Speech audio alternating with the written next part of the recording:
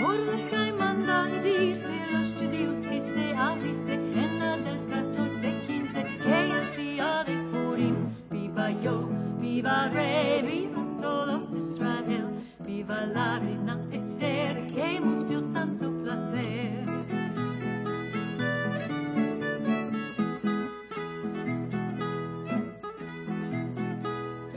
Y la mamanza segundo así tenga negrondo que suicha Dios al fondo en los días de Purim. Oh, viva yo, viva Rey, viva todos Israel, viva la reina Esther que nos dio tanto placer.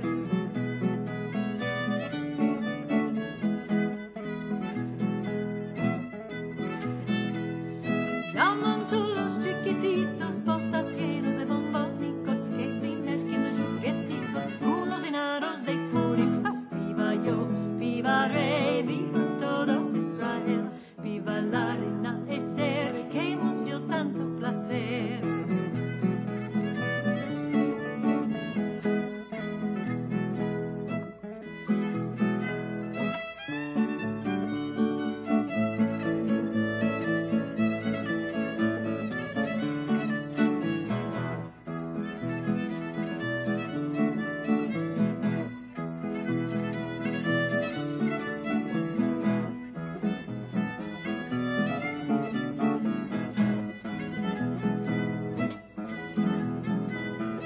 Con la azúcar y la farina y